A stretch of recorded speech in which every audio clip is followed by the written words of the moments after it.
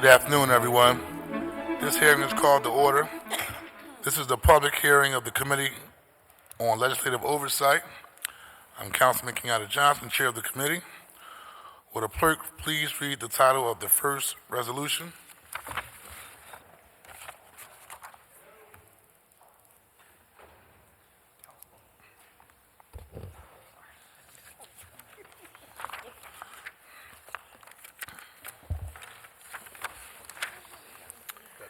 Authorizing the Committee on Legislative Oversight to hold hearings.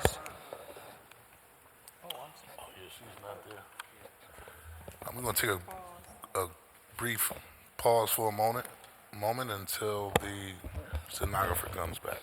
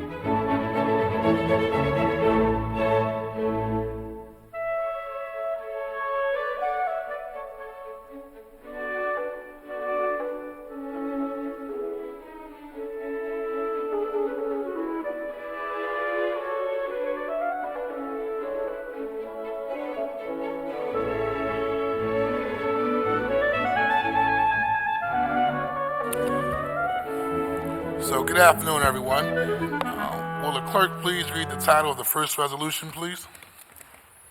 Resolution number 190775, authorizing the Committee on Legislative Oversight to hold hearings exploring the Free Library of Philadelphia, stopping fines for people with overdue books, and wiping away patrons' outstanding debt.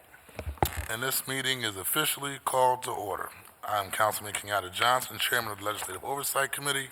At this particular time, I'm going to acknowledge the author of resolution number 190775, and that is Councilwoman Sherelle Parker. Thank you, Chairman Johnson, and good morning, Councilwoman Bass, and all of those here to testify.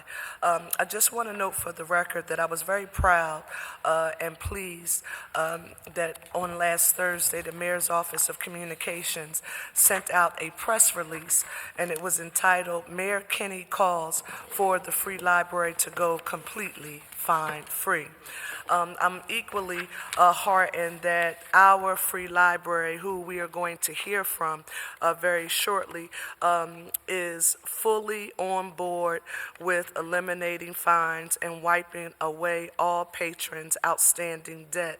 I also need to note that not only are they on board with the idea, I'm proud that you all have done your homework. And that you've come here today prepared to talk about the research that you've compiled about the library's users, those who are most negatively impacted by the current fine structure, and the fiscal impact of eliminating fines, and case studies of what has happened in other municipalities that have done away with the fines.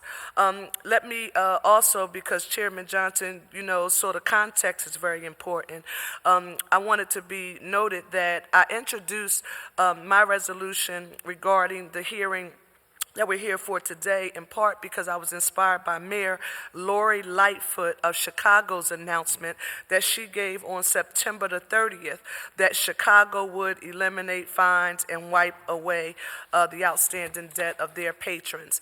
Want to note for the record that since Chicago's announcement, in just the first month of implementation, their decision to eliminate library fines has triggered over a 240% increase in book returns. And I note that because, Chairman Johnson, that is one of the criticisms that I've heard since this resolution was introduced. How are you going to incentivize people to return library materials if, in fact, you eliminate the fine structure? And these were likely books that were never going to be returned, at least not with the punitive fine still in place. So in my opinion, and those of the co-sponsors, the chair of this committee, I am proud, Councilman Johnson, along with Council President Clark, Council members Gim, Heenan, Dom, Squilla, Reynolds Brown, and Taubenberger. We all noted in our support for this that we believe that now is the time for Philadelphia libraries to go fine-free. We're going to examine the regressive nature of the fines and how they are overwhelmingly, in essence, they impact lower income individuals. We shall also hear about how the library fines make up, and this was a shocker to me, less than 1% of the free library's budget. The primary testifiers are from the Free Library of Philadelphia. In addition to that, we have written testimony from national experts from the Urban Libraries Council, whose research suggests that eliminating overdue fees shall increase overall book return rates and circulation rates. With that, Mr. Chairman, I thank you and look forward to hearing the testimony. Thank you. Can the clerk please call the first witness panel? Siobhan Reardon, the Honorable Pamela Pryor Demby, and Chris Arlene.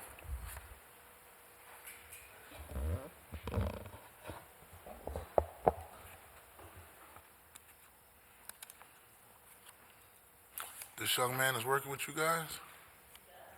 Outstanding, City Year alum, all-around great guy, has a bright future here in the city of Philadelphia, so it's always good to see you, Chris.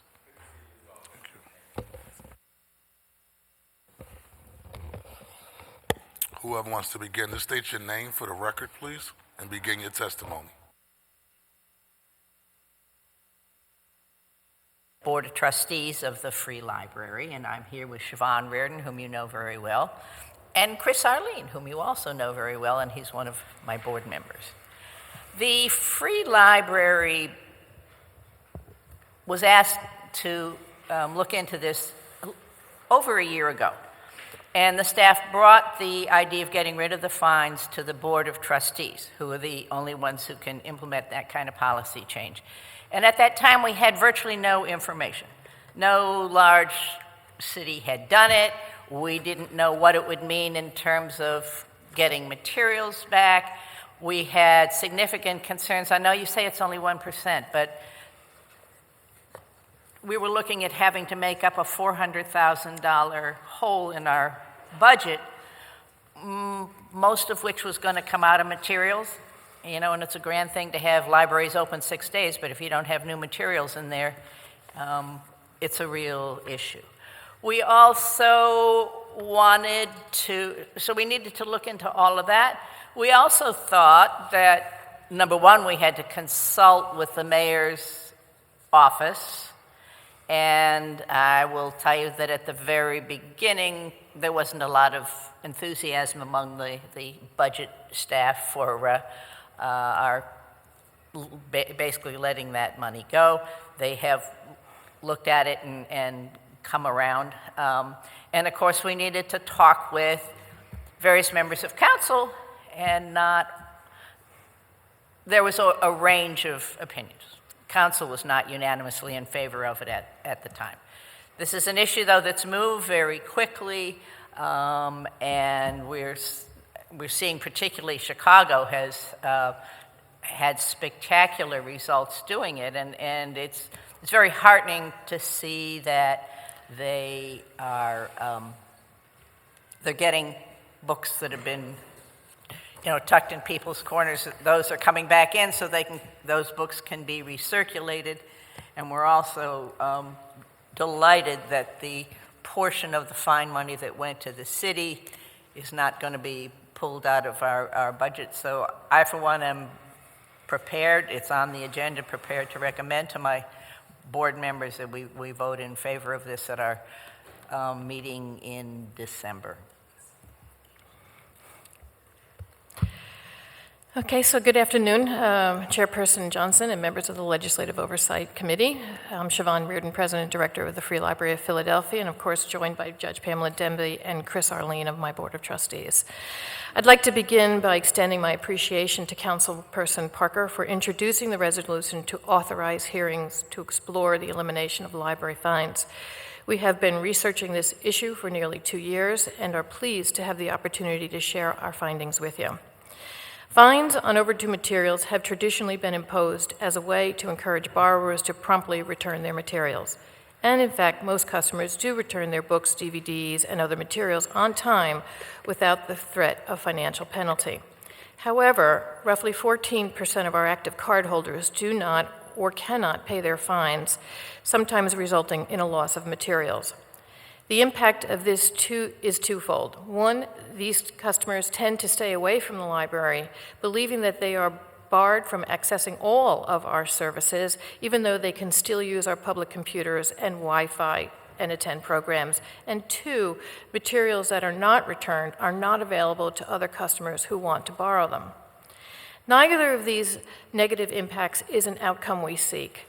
In fact, the Free Library is committed to literacy and access, to opening our doors and lending our materials to everyone. We state this prominently in our strategic plan. Our mission is to advance literacy, guide learning, and inspire curiosity. And one of the 4 central goals that buttress that mission is to build a culture of literacy in Philadelphia. Imposing penalties on customers runs counter to that commitment. If citizens are reluctant to use the library, and if they are not able to pay their fines, they cannot take advantage of the breadth of resources available to them when they step up through our doors or visit our website. The Free Library's commitment to greater access, customer service, innovation, and equality are the core values of our institution, and fines create a barrier to fulfilling that commitment. Consequently, we began to examine the impact and efficacy of fines. We discovered that 21% of our active cardholders owe fines, which can be for materials that are just 1 day or up to 3 years overdue. Notably, just under 14% of active cardholders have overdue materials and owe more than $5, and thus are blocked from checking out material until the fine is paid. Additionally, there are thousands of non-active cardholders, those who have not used their card in over 3 years. We presume that many of those are not using their library due to their inability to pay their fines. Further, we have to believe that this debt is uncollectible. Also of note, revenue from fines has been declining. Between fiscal year 2012 and 2019, fines revenue dropped by 40%. This is due to several factors, including the growing use of electronic material, which do not generate fines, but simply disappear from the user's device at the end of the loan period. Currently, $276,000 of annual fines revenue is returned to the city regardless of the amount that the library collects. The balance, which has dropped from $421,250 in FY12 to just $147,812 in FY19, is used for neighborhood library and children's programming, volunteer services, and technology costs. I extend my thanks to Mayor Kenny for signaling his willingness to renegotiate the memorandum of understanding that outlines our $276,000 obligation to the city. Simultaneously, should fines be eliminated, we would identify alternative funding sources so that we can continue to provide the programs supported by the fine revenue. In 2014, the library partly eliminated fines for children under 12 as a means to further support children's literacy and the Read by Fourth initiative. Coupled with a card drive conducted in partnership with the school district, saw a spike in usage. However, fines still accrue if young people borrow teen or adult materials. As we know today, these fines have the potential to disenfranchise children who may still end up with overdue items. Additionally, if they are unable to pay, it can create further confusion and disengagement among their parents and caregivers. Standardizing our fee structure across all audiences would mitigate these effects and align with the library's strategic goal to deliver an exceptional customer experience. Access to books greatly increases learning outcomes and literacy gains, and these outcomes show even greater impact in communities of high poverty. Research demonstrates that independent of their parents' education, occupation, and class, children growing up in homes with many books benefit from the equivalent of 3 years more schooling than children who live in homes with few or no books. Some public libraries across the country have already taken up the step of eliminating fines. While their results are preliminary, their experiences do provide us with some empirical evidence. Salt Lake City, which eliminated fines in 2017, reports that an increase in circulation of more than 11% growth in new cardholders of 3.5% and a 27% rise in visitors. Enoch Pratt Library in Baltimore states that the value of material return has increased by an average of 69%, and there was a 5.5% increase in items being checked out within the 6 months of eliminating fines. Chicago saw a 274% increase in materials returned in the 3 weeks after the recent announcement. We are encouraged by the knowledge that customers appear more willing to return items if they know they won't be penalized, and we are excited by the potential growth in cardholders and visitors, which would give us the opportunity to engage with a larger percentage of Philadelphians. The final decision on whether to eliminate fines rests with the Free Library's Board of Trustees, which approves all changes to free library policies. They meet on December 11th and plan to address this issue. In the meantime, I'm happy to answer any questions you may have.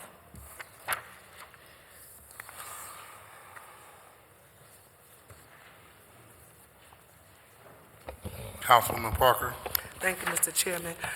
Thank you so very much for your testimony and to Chair of the Trustees, Demby. Thank you for acknowledging the upcoming meeting and that you expect to proceed with making the recommendation. We appreciate that and thank you for giving us an overview of what the process will be. In your testimony, you say that about 14% of active card holders have overdue materials and owe more than $5, and thus they are blocked from checking out materials until the fine is paid. Now, I want you to help me go through this 14% if we can. How many people does 14% of active card holders represent? So how many active card holders are there? So that's one.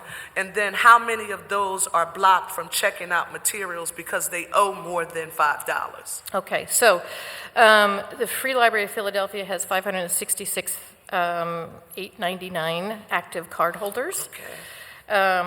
And then those are the active cardholders, but we have over nearly $1.3 million total cardholders. Those are active and inactive combined together. And then those 566,000 people have bills overdue of over $800,000, just over $800,000. So what I want to get for you are the number of people with how many people that 14% means. It's here. Okay.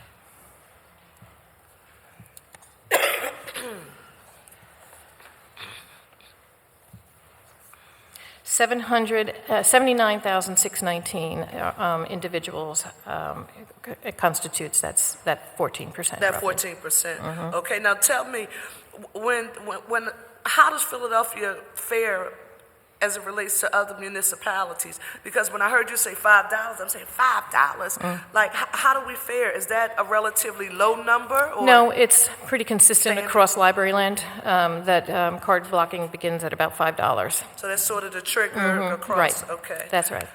All right. Help us also just understand the financial impact of eliminating the fines. The budget is about what? About $45 million, right? Yes. So in last fiscal year, FY19, you only brought in $147,812 in fines? No. The total was just over $400,000. Of that $400,000, $276,000 goes to the city of Philadelphia, makes up part of that $45 million that comes to us. So there's the bucket of money that's tax revenue. There's a piece of it that's fines, and there's a piece of it that is our E-rate readerment from the federal government. And that's what you referenced Yes. in the MOU between Yes. the library and the city. How long has that MOU been in place? So 1972, something like that. Originally, it was a renewal in 1996, something, 1997. 1996 renewal. Councilman Johnson, I was born in 1972. So I would also like to discuss what library fines currently fund and your plan for how to make up that lost revenue. So for example, and I've heard this since we introduced the resolution, I read some comments that were posted on social media about it. Then I want you to tell us, in terms of the administrative costs, because when you conduct a cost-benefit analysis, what structures and/or how many bodies or staff members are in place to manage that process with the declining revenue? Okay, so of the $147,000 that still resides with the Free Library of Philadelphia operation, we use it in three areas. One is our volunteer services, get supports from fines. The biggest tranche goes to neighborhood library programming for children and adults, and then there's a third tranche that goes to support our technology initiatives. Some, when we're purchasing upgrades to PCs, that sort of thing. So I don't want anyone leaving here saying that the council is making this recommendation. The trustees have acknowledged that they're going to move forward. It's supported by the mayor. Right. And in the meantime, they're going to take away revenue. By doing this, they're going to take away revenue, much needed revenue for volunteer services, for neighborhood-based activities and technology. Clarify for the record, if you will, that that is not what we're doing here. You are not, and we have there's a plan, conversations about how we recover that 400, instead of the 400,000 now it's 147, so that's a very big difference for us.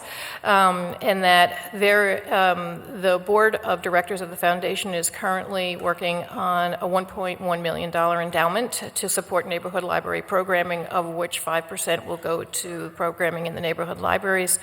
We currently bring in revenue from our rentals of the fourth floor, mostly the fourth floor, our central library operations, which supports neighborhood library, in addition to the programming at Parkway Central Library, specifically for the Culinary Literacy Center.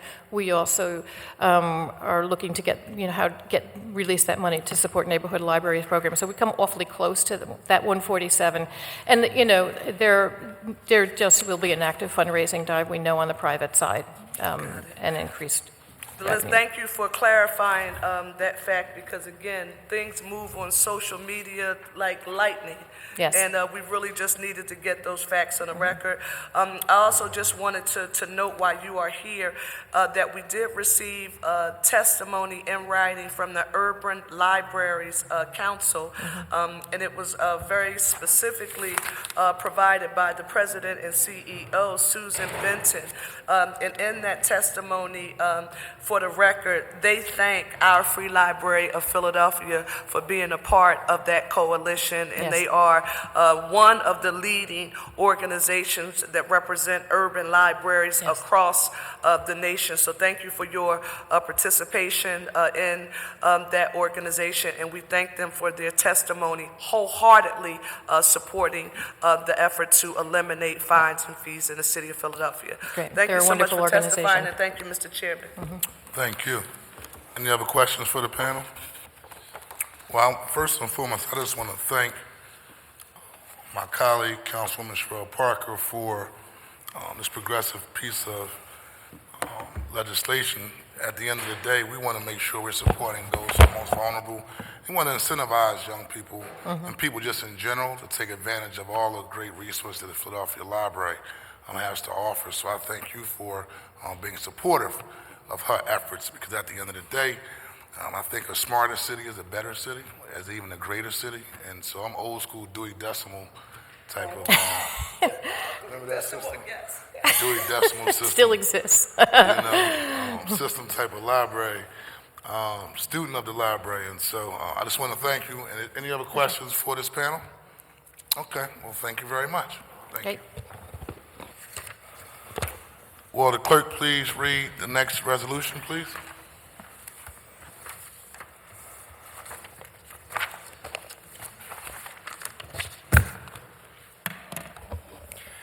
Authorizing the Committee on Legislative Oversight to conduct hearings to examine the progress of the Free Library of Philadelphia and the Free Library of Philadelphia Foundation in pursuing organizational goals, including expanding hours, reducing unplanned closures and delayed openings, enhancing equity in library services, promoting diversity and inclusion, and increasing transparency. Thank you very much. Will the clerk please call the first panel? Yes, same panel. Councilman, it's the same panel. I know, but we have to do it for the record. Absolutely, sir. Siobhan Reardon, the Honorable Pamela Pryor-Dembley, and Chris Arlene. Can you please state your name for the record, and you can begin your testimony. Certainly. Good afternoon. I'm Siobhan Reardon, President and Director of the Free Library of Philadelphia. Pamela Demby, President of the Board of Trustees of the Free Library. Chris Arlene, member of the Board of Trustees of the Free Library of Philadelphia. Thank you. You can now begin your testimony. Okay, good afternoon, Chairperson Johnson and members of the Legislative Oversight Committee. Again, I'm Siobhan Reardon, President and Director of the Free Library of Philadelphia. And I'm joined today by Board of Trustees Chair Judge Pamela Demby and Board Member Chris Arlene. Thank you for this opportunity to provide you with an update on the progress of the Free Library has made in several key areas during this first quarter of FY20. Little of what I will share today would have been possible without the additional $2.5 million in operating funds that you approved for the library this year. I apologize. Excuse me 1 second. Yep. Sergeant Arms, could you please tell them they're making too much noise? I can't hear it. Testimony. Shut the door, please.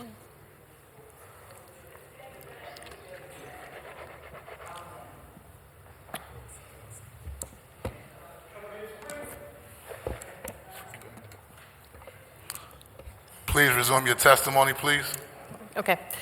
Thank you for the opportunity to provide you with an update on the progress the Free Library has made in several key areas during this first quarter of FY20. Little of what I will share today would have been possible without the additional $2.5 million in operating funds that you approved for the library this year. We are appreciative of the increase and the chance to enhance both our services to the public and our inclusive staff, and inclusive access for our staff. I'm delighted to announce that on Saturday, September 21st, 2019, we opened 51 neighborhood libraries, officially launching 6-day service system-wide for the school year. Accomplishing this was no small effort. The library recruited, hired, and oriented 165 people in less than 90 days. In addition, 42 employees earned enhanced status, moving from part-time to full-time, from temporary to permanent, or via promotion. There are still vacancies to be filled, which should be complete by February 2020. While our turnstiles do not record visits day by day, staff is reporting that the number of customers using the library on Saturdays is growing as the word gets out. Additionally, we continue to refine other practices to better serve the public. For example, both the Greater Olney and Pascalville libraries recently shifted their hours of operation to better accommodate customer patterns and requests.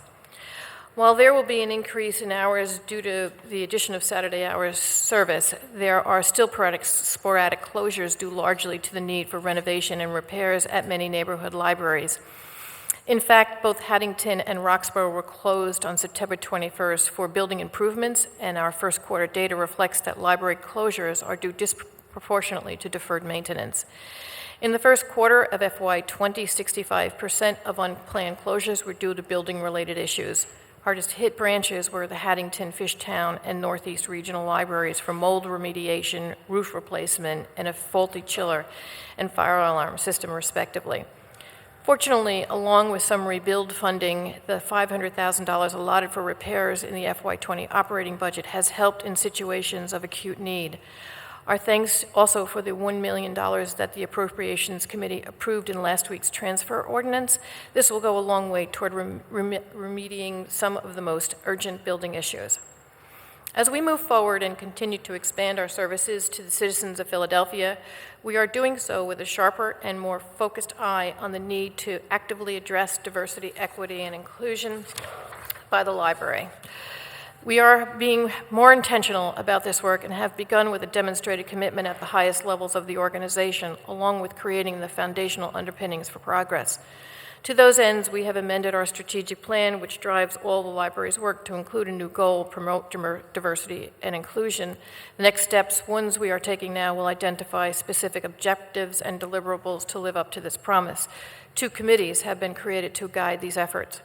Trustees Folasat Olanipakoon-Lewis and Chris Arlene are co-chairs of the board committee that will oversee the work and ensure that our boards are fully and regularly apprised and engaged. The committee began work this summer by completing a research scan of library industry practices that will aid in our decision-making around standards, as well as a deep dive data collection effort that identified library strengths and areas in need of improvement. A working draft of this report has been distributed to you. A staff diversity and inclusion steering committee has also been formed, tasked with identifying barriers, reviewing existing policies, and recommending actions for change. It is chaired by Danielle Henderson, who is the first diversity and inclusion officer named by a city operating department. She has also joined the library's executive staff in order to raise the importance of this work. However, Danielle has been balancing these responsibilities along with her role as an HR administrator. And with this in mind, we will soon be searching for a full-time diversity and inclusion officer to ensure our efforts are adequately supported going forward. I would like to take a moment to publicly laud Danielle, who took on this role in 2017 and has been the point person on all aspects of these efforts, especially over the last several months. She has accomplished much and deserves to be recognized, and I want to thank Danielle. It is imperative that the diversity of our board and staff reflects the people and neighborhoods that we serve, and a range of voices and experiences at all levels of our work contributes to our ability to better serve Philadelphia. The Board of Trustees is a majority-minority body, having 58% people of color. Not only is this fact noteworthy on the face of it, but I would add that it has been a long-term effort. When I arrived at the Free Library in 2008, the makeup of the Board of the Trustees was 35% people of color. Currently, the composition of our leadership team is just under 25. The composition when I arrived, is just under 25% people of color. We are continually looking to alter or modify existing hiring practices in order to build a more diverse pool of staff, and I will continue to work with the city and the unions to do so. While the library profession has historically been dominated by white women, we know that we simply have to work harder to attract more librarians of color. In order to hire new staff members using equitable and inclusive practices, we have been examining and adjusting our hiring methods in cooperation with the Office of Human Resources. Recruitment has taken on added importance, and we are planning outreach to historically black colleges and universities that have Masters of Library Science programs to identify new librarians. In addition, we advertise with the American Library Association's Black Caucus, the Gay and Lesbian, Bisexual, and Transgender Roundtable, Reforma, a group of targeted Latinx populations, and those who speak Spanish, and the Asian Pacific American Library Association during our recent round of hiring. Concurrently, we are identifying promotional opportunities for our paraprofessional staff. One practice that demonstrates this change is our simplified hiring practice for seasonal library assistants. A change in procedure now permits these workers to automatically promote to permanent part-time roles after one season, or 500 hours. Previously, this promotion was only permitted after several years of seasonal work totaling over 2,000 hours. Since 2018, more than 85 promotions have occurred this way, offering streamlined, barrier-free advancement for this job class. In addition, we are exploring enlarging the pool of potential branch managers by making the position open competitive, thereby allowing us to draw candidates from outside the traditional chain of promotion. It is important to communicate our commitment to equity to staff, and we are doing so in several ways. Minutes from the monthly steering committee meetings are shared via the staff intranet, and I send monthly email communication with updates. We are also encouraging more staff to engage in this work, and most of our employees have completed implicit bias training. Additionally, a number of staff are participating in the city's Latinx, men of color, women of color, LGBTQ, and people with disabilities resource groups designed to create mentoring networks throughout the government. Hearing from staff about their concerns and needs is also a component of a diverse, equitable, and inclusive workplace. We recently created an opportunity that provides staff members time to work on special projects that address critical needs.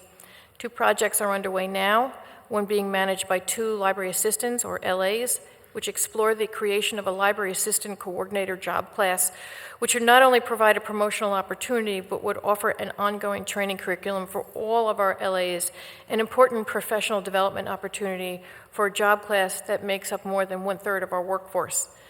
The second project is aimed at employees who are interested in earning a Master's of Library Science, making them eligible to become librarians. That project identifies resources and a support network for interested employees.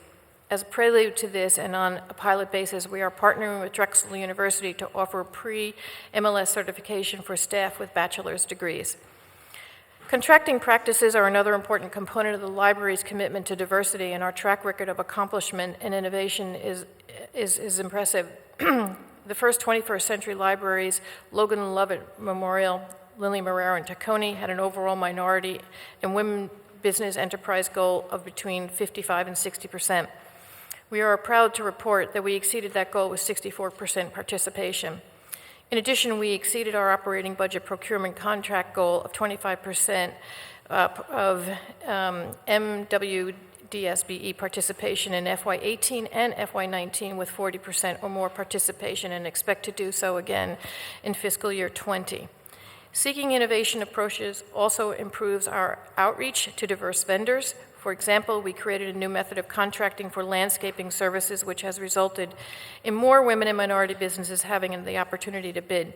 Previously, there was a single citywide contract for all libraries, an area too big for many smaller companies to serve. By breaking up the library system into 5 geographic zones and limiting the number of contracts by any one company could receive, we made it possible for more small and minority contractors to bid on the jobs.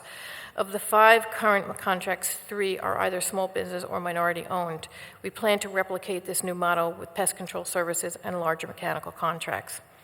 Along with these targeted efforts, we are making strides toward greater inclusivity in other areas. 3 years ago, we pioneered a citywide programming in celebration of Pride Month in June, an initiative that has grown every year. In collaboration with the city, we have completed an ADA assessment of all of our locations. Based on this, we will develop priorities for making our buildings accessible for all.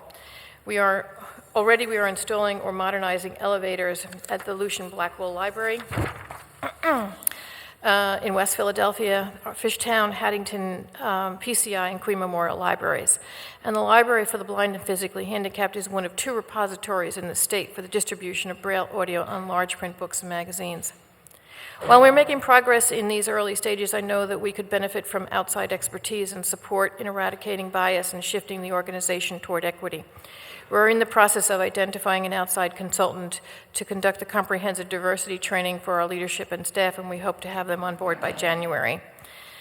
Implementing change around diversity, equity, and inclusion is very important to the Free Library, and we are just beginning to make headway. We are committed to carrying out institutional long-term change, and I look forward to working with the City Council to continue the efforts we have already begun. Thank you for the expertise, guidance, and financial support you will lend to this effort, and I would be happy to answer any questions you may have. Thank you very much. Before I'll turn over to my colleagues to ask a couple of questions, I do want to start off by just commending you on at least coming back in front of us with a comprehensive plan. I mean, at least from what I'm reading thus far, now I've done hundreds of these hearings, and this is a follow-up from previous hearings, and all the time people do not come back to the table, or at least as thorough as a plan I'm seeing thus far. Obviously, we have to do a deeper dive, but also I'm intelligent enough to see that some work has been starting to begin addressing some of the key issues, and for me, around the issue of diversity and inclusion that go beyond just on the staff level, but also while you talk about contracting, to either putting together the committees with individuals to begin at least taking a look at this issue and showing how serious it is to take a deeper dive. And so I have some additional questions that I'll save as we go forward. But I did just want to acknowledge it because, again, I've been doing this for a while, rather on a state level, on a city level, and I'm familiar when I see people who are doing spin and diversion as opposed to, okay, here's where we're at and here's where we're trying to get to. But nevertheless, I just want to acknowledge that, and I'll save my additional questions after I give my colleagues an opportunity to ask their questions. And so I'm going to acknowledge Councilwoman Cindy Bass. Thank you, Mr. Chairman. Good afternoon. Good afternoon. It's been a long day. I've been sitting in these chairs since 10 o'clock this morning. But I want to thank you for being here, and I want to thank you for providing, the plan, your plan and report. I did have some questions on it, Sure. and as you may be familiar, or you remember back in the spring during the budget season, we had a number of questions about diversity and inclusion at the library, and at that point, the lack of progress. And I do see that some work has been done, and I'm appreciative of the work that has been done, but I also have some questions about what else can we do, and are we where we really should be, seeing that this was an issue that was raised over 2 years ago in 2017. And, I'm not sure we're moving at the pace that we probably should be moving. I realize that the library has a lot of things going on. You're very, very busy. You have a lot of things that you're working on.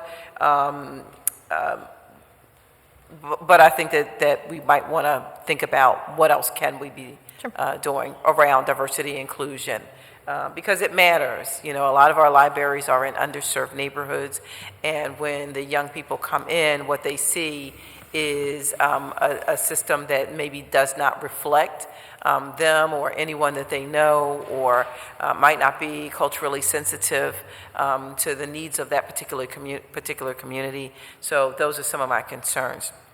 And I wanted to start specifically with asking about, I'm a little confused because I read your report and it sort of stated a couple of different things all at the same time. I'm confused about the hiring of the diversity and inclusion officer. So I noted that you said that early on that the young lady, Danielle Henderson. Right. Forgive me for not remembering the last name. Hi, Danielle. That she had been hired, and I had assumed as the diversity and inclusion officer. But, according to your testimony, that's not correct. It was an additional responsibility given to Danielle. She is a senior person in our HR department. I'm not going to remember her appropriate title, but basically she is the number 3 person. Her primary responsibilities are in human resources. Is human resources. She has an enormous workload.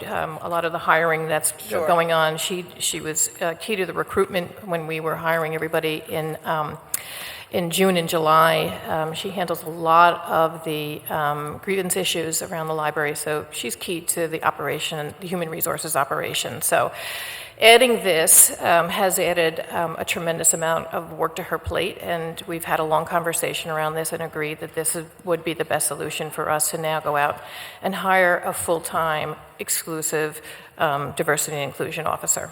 Okay, so she's just been filling in. Precisely. Okay, and for how long? Well, since 2017 was when she was named, but actively, probably for the, mostly for about the last year, actively. Okay, so actively engaged as a diversity and inclusion officer for 2019, let's say. Well, I would say, halfway through 2018, and then she came I would say yes. All right, let's just leave it at the calendar year 2019. Okay, and I notice here it says that you're also intending to hire a diversity and inclusion consultant to provide comprehensive training for executive staff. Do we need somewhat like a consultant as well as an executive? Sure. An executive it's in this? two different things. So what the consultant is going to do is really work with the executive team to ensure that the executive team has the capacity to own and deliver on the commitment to diversity, equity, and inclusion. We also want to do a culture assessment of the organization, so to inform not only the steering committee but to the board as to what's out there, how it's out there, and what we need to do. To your point, say we have a long way to go on in a lot of areas, and so this would be the barometer that says we are strong here, we're weak here, that sort of thing. So they'll do a culture assessment. We are actually interviewing these consultants on December 9th. So this is actually, we are on target to get this going in January. But the big piece of work is to really work with the executive team to ensure the capacity of the executive team to deliver on the promise. Okay. So then the diversity inclusion officer is then the staff person to the board committee, directs this, is the chair of the steering committee, but also is responsible for maintaining the data as it relates to diversity, equity, and inclusion, the metrics that we're going to put around this. As you can see from our chart, there's a lot of metrics that we're looking at right now. Okay.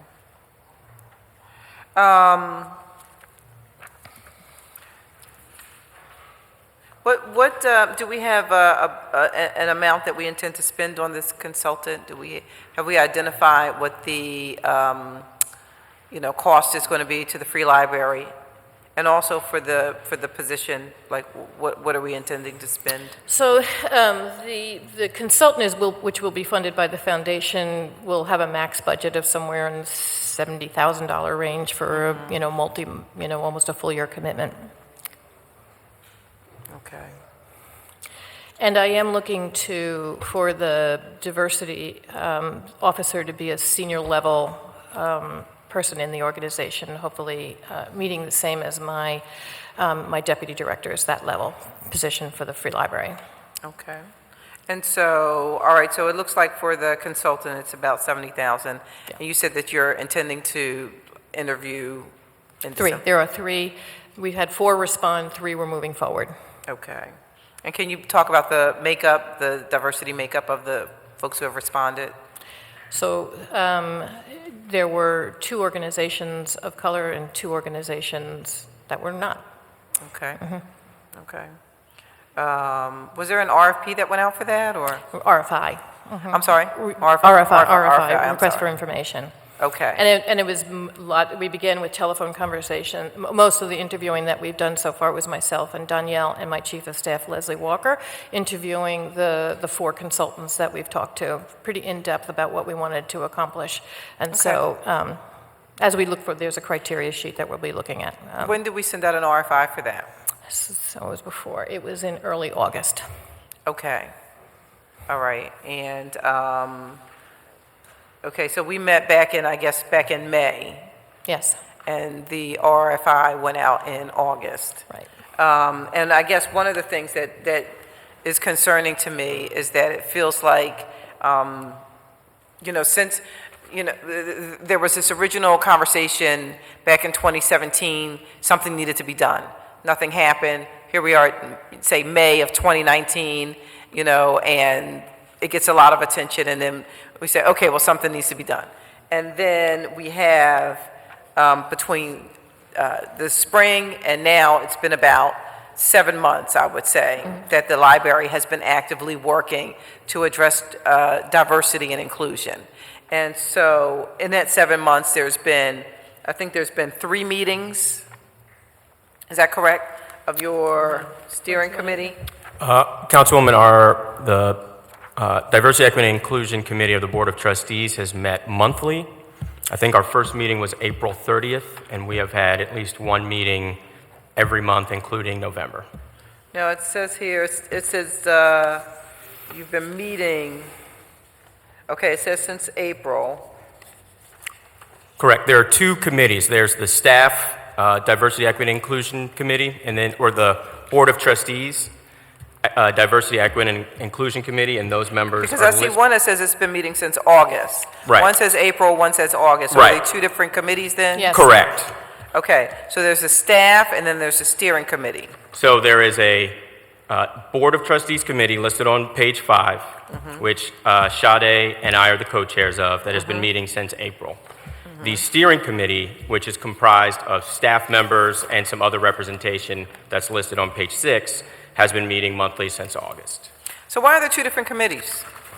So the steering committee is actually tied into our Board of Trustees committee. What our committee realized after our first couple of meetings was that we needed to have a comprehensive voice of the staff, knowing that there's a big difference between oversight that a trustee does and what feedback and what life looks like on the ground from frontline staff. So I'm just curious then, why wouldn't we just have board members join the steering committee? So there are some board members on the steering Okay. committee, right, including myself, and I think there is at least one representative from the foundation board as well. But the part of the purpose of that is that it is a staff-driven, staff-comprised committee where we are figuring out how to engage really strong, significant staff voice into what we're doing. Okay. Right, so it's not meant to sort of be like, hey, we want a couple of staff members here, sit in the back, right? What we're actually trying to do is, on a consistent basis, for example, at the last steering committee meeting, one of the activities was everyone kind of started to review and ask questions and criticize the previous diversity, equity, and inclusion plan from 2017, right? So they're being able to go through a process to give us questions that they will then send to our board committee, our trustee committee, right? We will need to sit at one of our next meetings, say, hey, the staff steering committee sent us all of these questions about the diversity, equity, and inclusion plan from 2017. We need to go through these ourselves. We need to try to answer these questions. I would not be shocked if that's the sort of thing that at some point down the line could lead to an update of that plan, right? But the purpose of having the two committees is to have very clear lines of sight and communication between the trustees who are up here, right, who are not involved in the day-to-day activities of the organization, and the staff.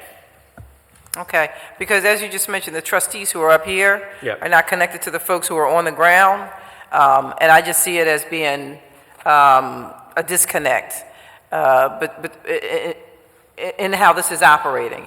I mean, I still don't get it. I understand your explanation, but I just really don't get the idea of separating the two committees would make them somehow make the library better. That this would help, the board or the staff or the people who use the library system. I just see it as a real disconnect and a way to separate and say, okay, well, the board we're going to do our own thing over here. Right. And then the staffers, they can kind of muddle around a little bit, but really the board has the ultimate authority.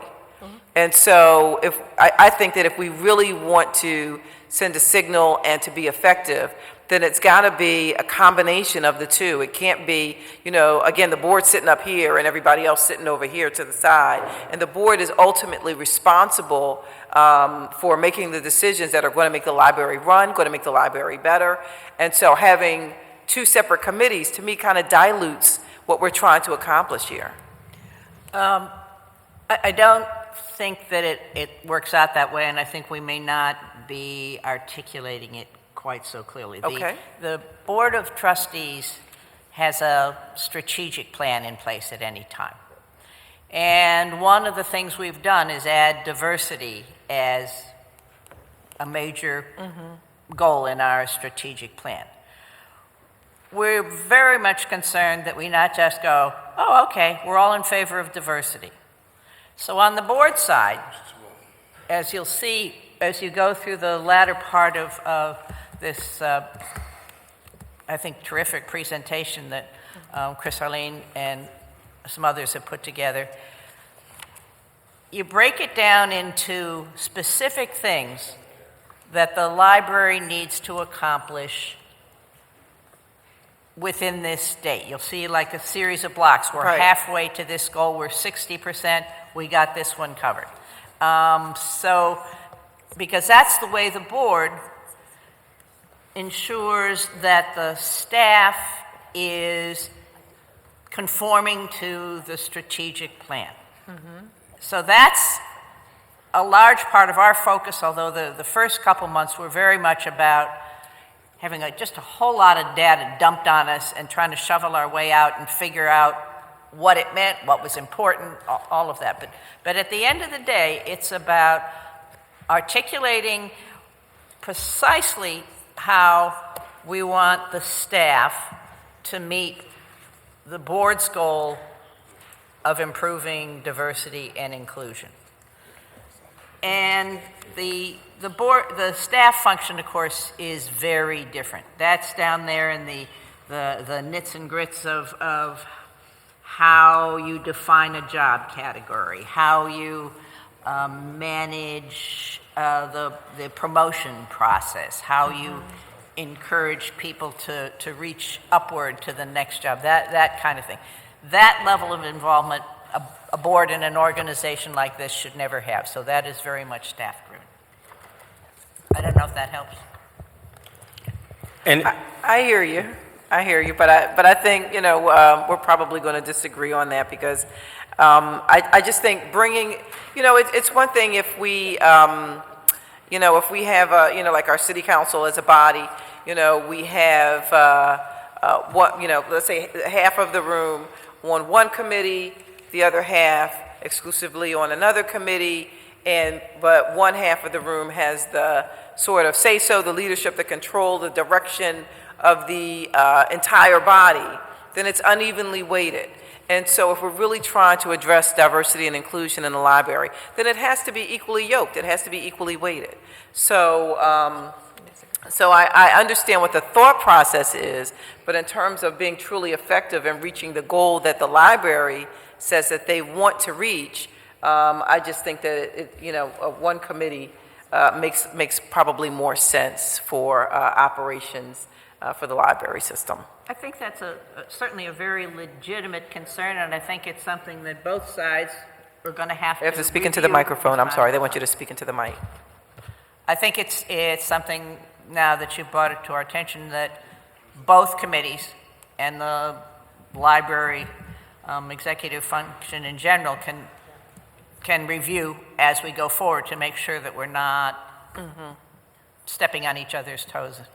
Right, okay. Thank you for raising the issue. Oh, absolutely, thank you. Just a couple of other questions. I don't know, did you have a question? Okay, just a couple of other questions. On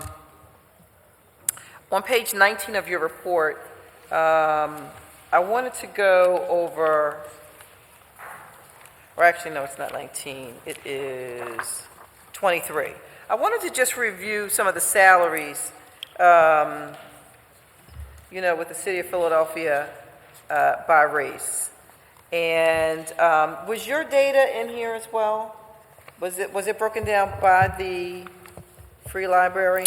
yeah, so if you're looking at page 23, Councilwoman, the chart on the right, Yes. that's blue and red, is the free library. That's the free library. Right, and the Okay. data on the left is the Is the city overall. Okay, I see. Okay. And so it follows, it looks like, just at a glance, because I haven't had a chance to fully review it, but it looks like at a glance that it kind of falls in line with the rest of the salaries in the city of Philadelphia, in which African Americans are typically paid significantly less. And the library doesn't seem to be any exception to that, and I'm wondering if you can help us to understand how that is continuing to occur. So the predominance of our staff of color are in the library assistant and, let's say, lower wage positions at the Free Library of Philadelphia. And when you see and of course we have been not secret about the management positions being largely librarian and largely white women, and that's the discrepancy that you're seeing there.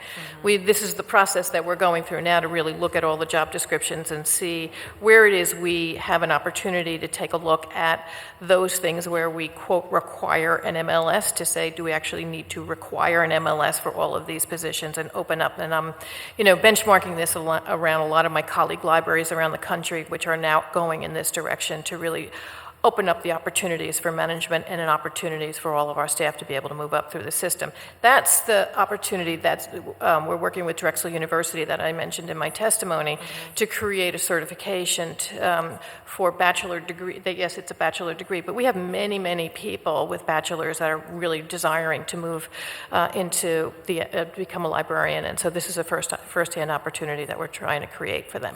Mm-hmm.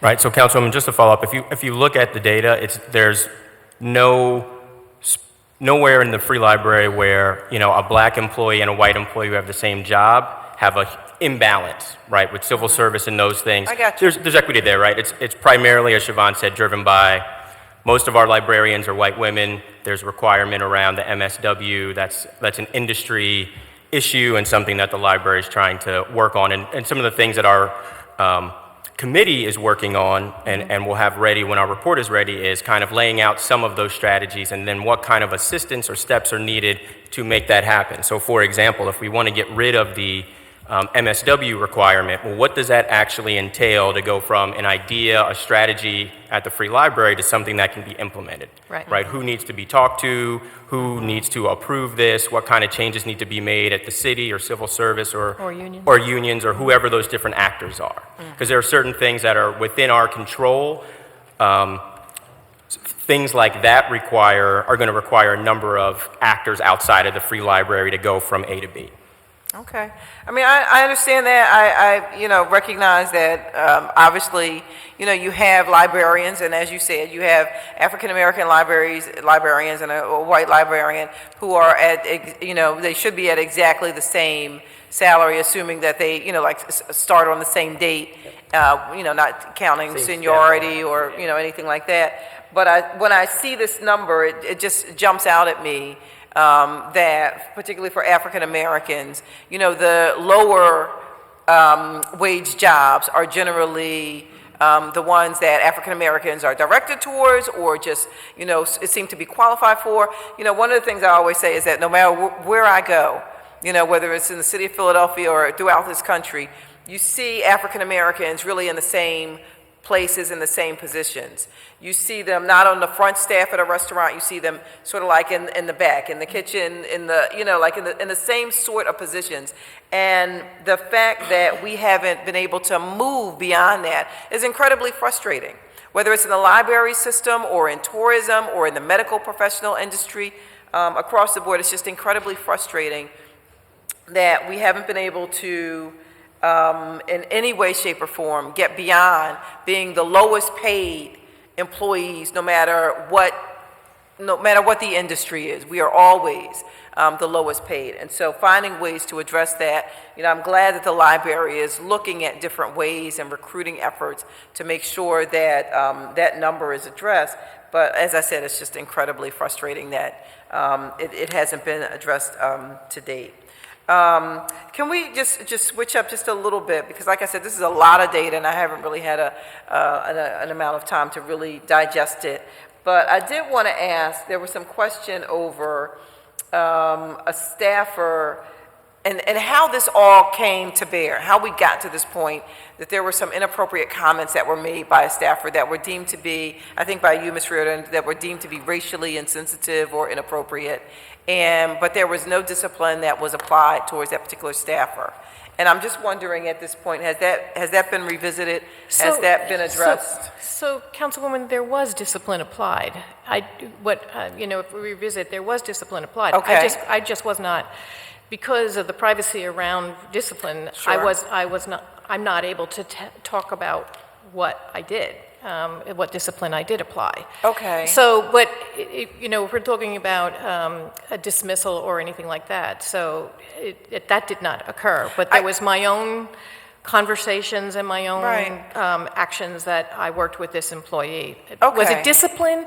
I think we can have a conversation around discipline and then discipline, but I remember a conversation during the budget hearings when it came up, and the statement from you, and we can dial it back and find it exactly what it was, but it was something to the effect of it didn't rise to a level of discipline, requiring a level of discipline, or something to that effect. No, I remember what I said, and you're right, because in my mind, there's disciplinary action where somebody is going to be suspended, that sort of thing. That did not apply. It was other work that I did with this employee. So someone made a statement that was considered to be racially insensitive and inappropriate, and there was no suspension, there was no, I can't imagine, like, even if you're not given a couple of days off, it sounds like it was a written note that's placed in your personnel file type of thing, which I don't count as discipline. Okay. So, you know, it sounds like there was not any significant level of discipline that was applied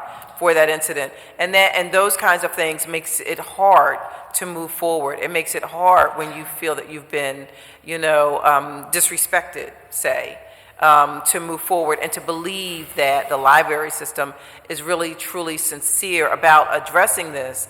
If some things, you know, just kind of get swept under the rug and they're kind of like, all right, well, you know, yeah, what you said is really bad, what you did is terrible, what you know, suggested was inappropriate, but, you know, I'm going to put this in your personnel file, and that's kind of like the end of the day. It was more than that, but I understand privacy and that you can't say exactly what the outcome was, but you are saying that there was no suspension, there was no time off without pay. So again, I can only imagine that, you know, it's some sort of a written documentation that says you did something wrong and we're going to put this in your personnel file, because otherwise, you know, it's suspension, it's, you know, time away from your job without pay, it's those sorts of remedies.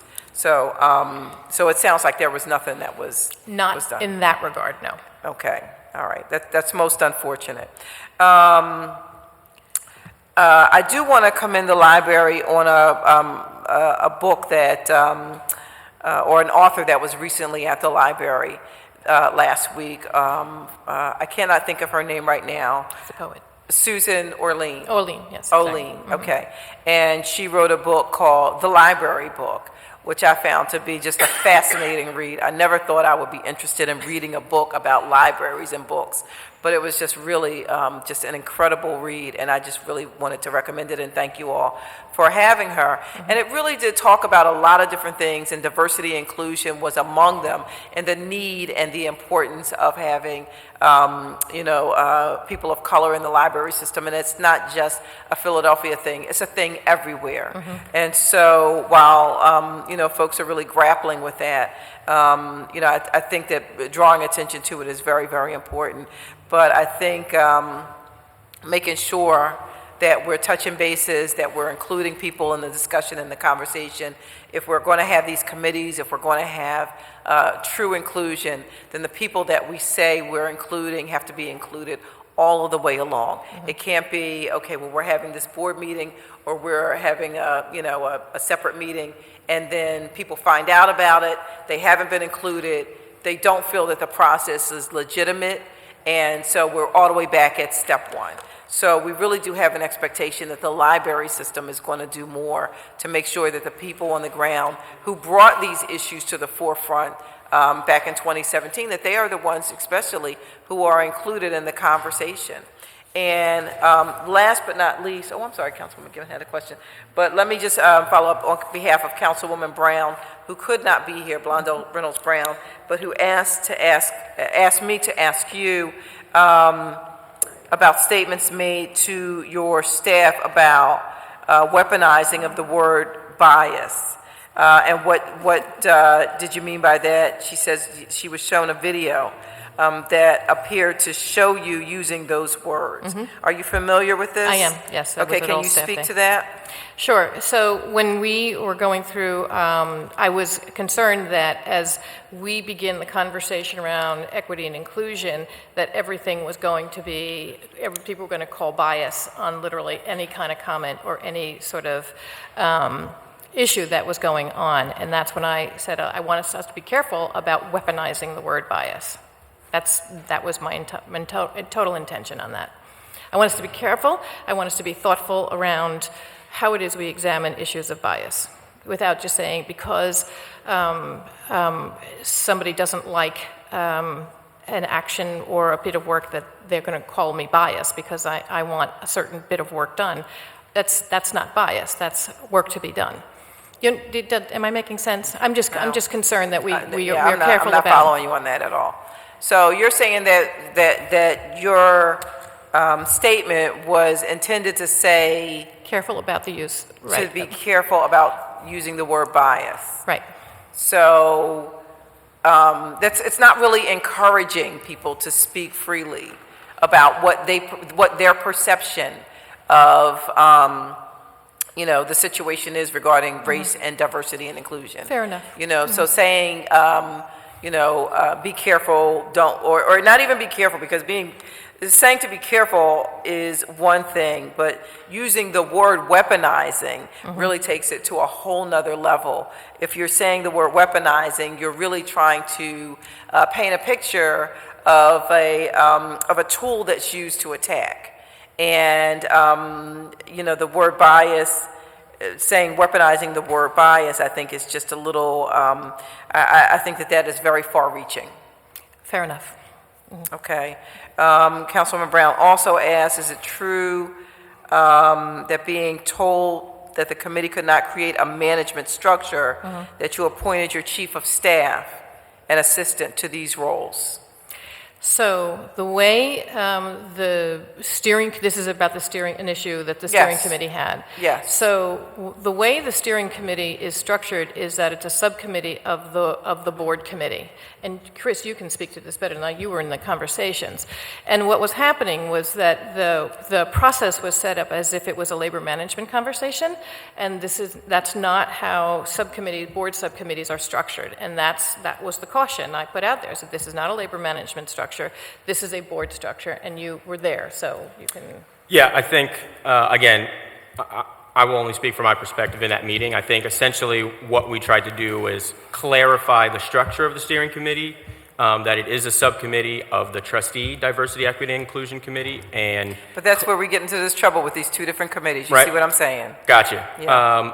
But also clarifying that within our, Diversity, Equity, and Inclusion Committee, there's just 2 co-chairs, and that's it. There's no secretary, there's no treasurer, there's no any other action. And what I also tried to clarify in that group is that being a co-chair is really just, a glutton for punishment. It's just like, hey, I will spend my nights and weekends looking at data and trying to put reports together, and when I'm not working, try to help other people at the library move this forward, right? So with the steering committee's vice chair or co-chair, chair and co-chair, were those roles appointed by you from your chief of staff and from one of your assistants? The board So, committee? No, the steering committee. so my chief of staff is co-chairs to basically backs up Danielle, so that if Danielle's not able to make it, she would continue with the meeting rather than ever cancel a meeting. That was the idea. So that So appointment was the made by executive you, or was that appointment made by you, or was that made by the committee? That was made in a conversation among Danielle, Leslie, and myself. Okay, so it was not made by the committee? No. They were not allowed to select their own? Well, they weren't allowed to select the chair either, right? So I had appointed Danielle the chair of the committee as well. Do you think that's appropriate? Yeah. That you think that's perfectly fine, that it's okay that this committee would not have an ability to select its leadership? That's okay? Well, and the board doesn't select, Pam appoints the leadership, and that's... Well, no, I'm talking about this particular committee, because you said that you wanted to have 2 separate committees. Right. Right? So you have your board committee, which I'm assuming that you would have considerable amount of influence over. No. No? Of the board committee, I have no influence We whatsoever. made No? that very clear. She's an employee of the Okay. Board of Trustees, so I made the appointments and requested Chris and For Sade. the board committee? Right. The board committee. Okay, so we have the board committee, which is separate, and then we have the steering committee, which is meant to be staff and so forth, right? And so for the staff, I'm going to call it, for lack of a better term, for my edification, I'm going to call it the staff committee. For the staff committee has been, is being led by your chief of staff and assistant. No, my assistant, what my chief of staff and the assistant chief of staff is there just to take minutes. She has no involvement in the process of the steering committee whatsoever. So to allow the steering committee to do their work, they're not obligated to manage the minutes, and so Shara takes the minutes and then submits it to the board, to the committee chair, who then circulates it to the rest of the committee and then onto the website. So it allows that's what it. Basically, she's there as a staff member, if you will, to the steering committee. I would strongly recommend that there be a merger of the 2 committees. I think that it's sending the wrong message. I think that it's a bit confusing in terms of what the roles are.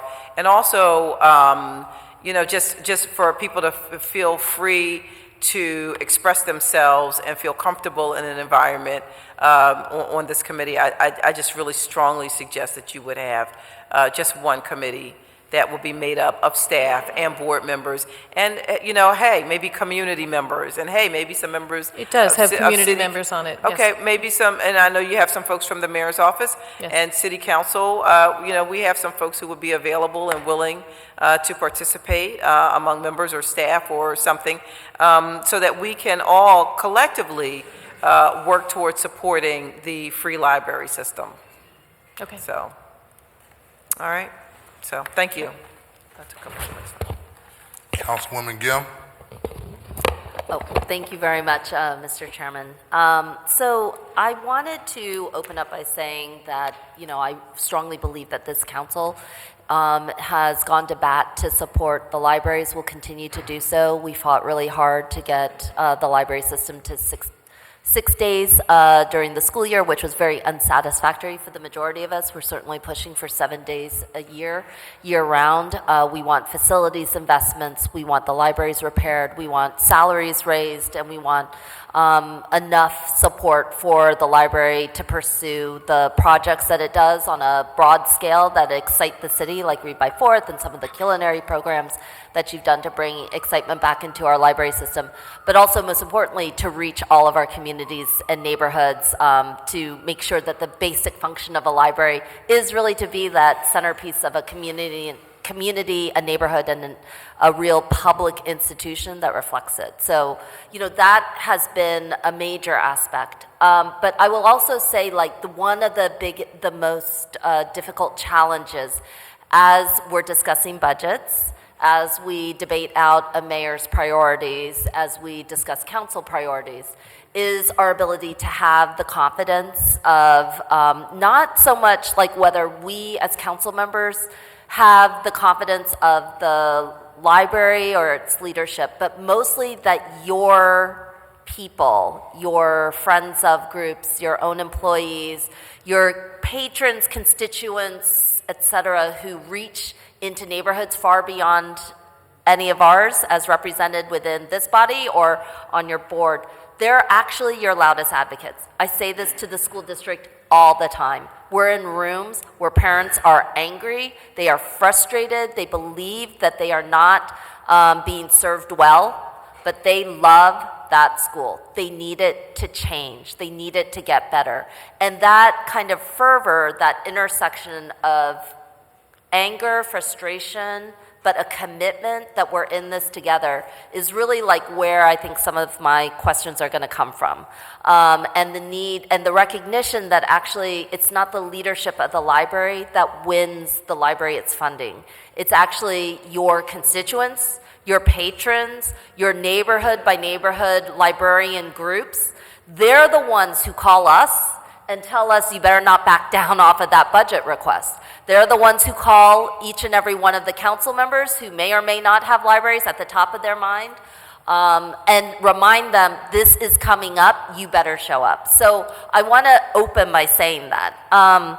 And I also want to say the second thing is that I've been in a couple of situations where we're dealing with large institutions that are struggling with race, specifically racism, and it's important for us to kind of approach some of this work from that venue, and it's not easy work.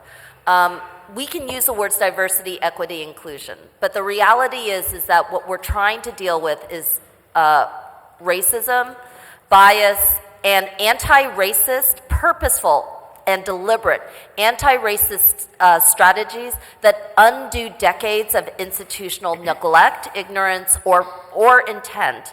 And I want to pull away from intent a little bit because I know every one of us who's going to talk about this is I never meant to do that. That is not my intent. How it's received was never how I intended it. So we have to talk about racism exclusive of intent. Intent and racism are two separate things right now. Racism has to do with effect, not intent. If the effect is racist, if the outcomes, if the changes and what's happening in inclusion are in themselves racist.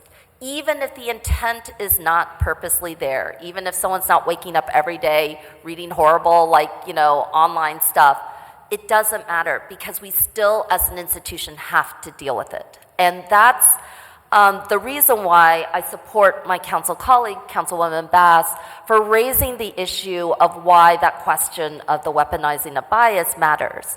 Because the intent is not where we're at. If the belief is that the raising around race, bias, which will by nature be difficult, challenging, and ask us to question ourselves, is problematic, it's going to be longer term problems. I've seen it happen over and over and again in schools, in school districts, with leadership. In that particular case, I would say that you do need more help, and I appreciate the fact that you close your testimony recognizing that you need assistance in this area. So one question would be whether you have or are willing to work with, for example, our Human Relations Commission more directly beyond just sort of a sit right here role while you listen, but in terms of a real analysis or planning effort around the library system. Sure. And that has not been currently proposed. That's not currently in play right now, right? I mean, I've had conversations with the Human Relations Commission on any number of issues, but yes, they're not an active part of whether it's the steering committee or, a conversation around executive support. And one of the reasons why I ask that is that the Human Relations Commission might have an opportunity to also talk with city employees who are staff members who might be able to give some feedback, perspectives, even if before they're formalized as any kind of formal complaint. And would that be something that you would be also open to? Yep. Yes, and it's actually a great idea because I can actually add that to part of the capacity of the consultants as they do the culture assessment to include this as part of the process. And, look, I think that there are a number of groups who can do equity, inclusion, diversity fairly well as consultants, but I will say the majority of them generally don't. Don't disagree. So I'm just super cautious about some of them, in part because they can take you to 30,000 feet away. On the aggregate, a lot of this work is good. But as you know, bias, in particular, institutional biases that work themselves through, don't really happen on a 30,000 foot level. They happen on the ground. They're on independent exchanges, on poor communications, on a sense that people are being shut out of conversations that they desperately want to be part of, on a lack of cohesive kind of planning. Those are the things that generally institutional consultants around diversity almost never deal with. They have a hard time with it. It's challenging. It is a lot about management.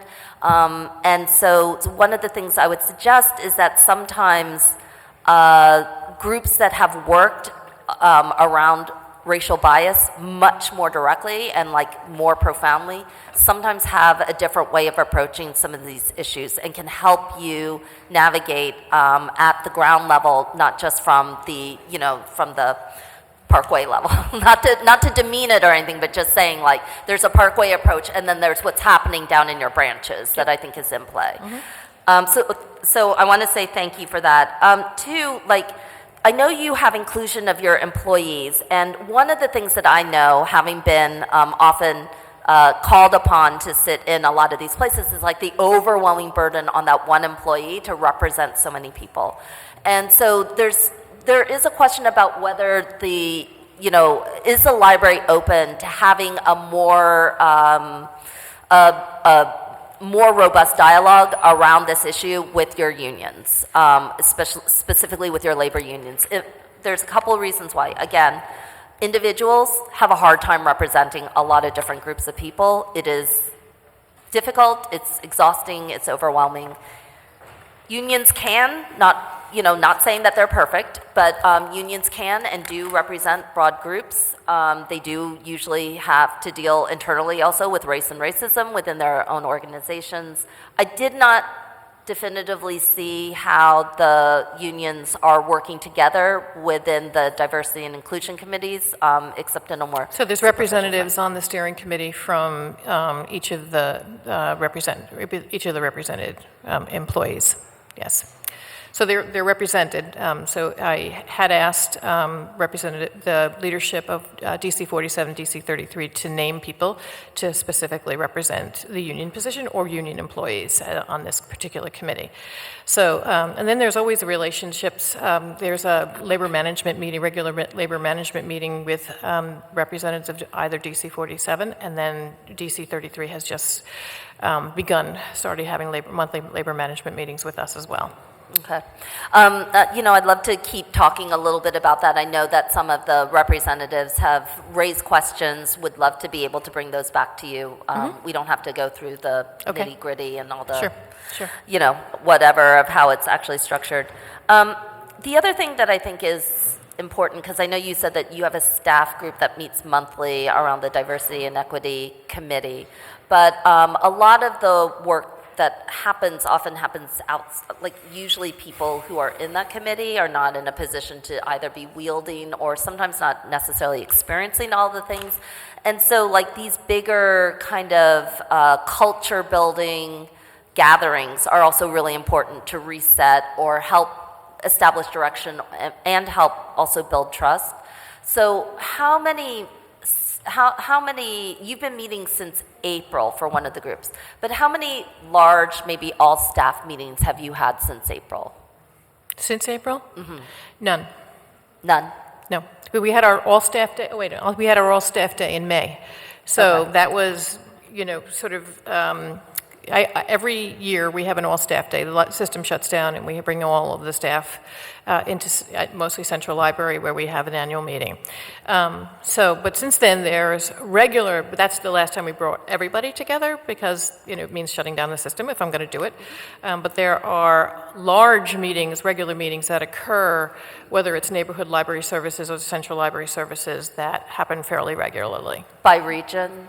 Would you say? Well, we bring in usually by position. So our supervising librarians have a regular meeting, and then our library assistants have a regular meeting. Mostly those are neighborhood library, Central Library Services folks. But if you're not in the public service and you're in a back office position, you're pretty typically not involved in those meetings as well. Okay. I mean, one of the questions I would have is a lot about dealing with anti-bias work and anti-racism work is about how you reset culture for a broad group of people. That can't really happen through representative bodies. So how then is the if things have been moving since April, how would an ordinary employee at a branch library in Feltonville, for example, be able to know that there's been a sizable culture shift at the Parkway, and that they would be able to feel it in Feltonville? That's one of the questions. So that's a good question, and I would say because we have such movement throughout the system, it would be very hard for someone at our Wyoming library to feel whatever is happening at Parkway Central to be filtering out to the neighborhood library. But it is that bringing together of those large groups of staff where they share best. This is our cluster meeting. Pam just reminded me. So we have regular cluster meetings on. Any Thursday, there are our clusters meet and they share best practices, and so that's how best that each Thursday, once a month the clusters meet. So our Northwest cluster or our North cluster will meet once a month on a Thursday, and that's where they share the best practices, and that's where the communication occurs around any of the issues, human resource related issues that are going on.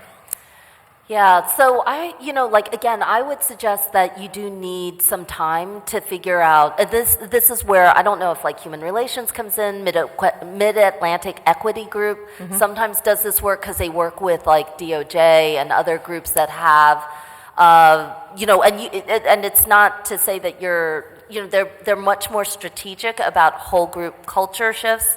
I also want to encourage the library and other folks to recognize, especially if you hear this from a consultant, best practices around anti-racism is really difficult because that's not actually what it is. A lot of anti-racist work and anti-bias work isn't so much about best practices, but about the reflection that goes on within and how much time is able to be spent drawing some of that out.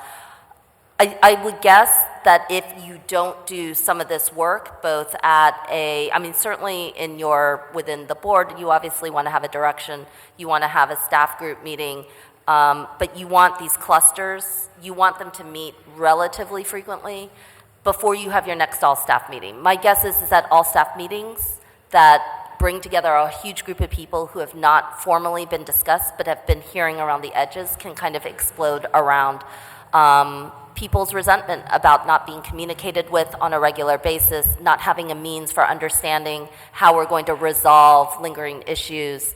Again, as I said, this isn't a area where it's a mystery or it's like meddling in sort of certain leadership styles. There is a tradition and practice around it. There have been groups that we do, in extreme situations, you can do consent decrees and other types of things, which I don't want us to get anywhere near. But there is like a means that is manageable. And, another reason why I'd be happy to, encourage you to consider continuing to talk if there are any, as I said, I'm very wary of diversity, equity, and inclusion consultants at the institutional level. I do think they ignore pain, trauma, frustration, and also the other thing that I think is important to create is vehicles of communication between individuals and the institution. So whether that's a complaint line or something along those lines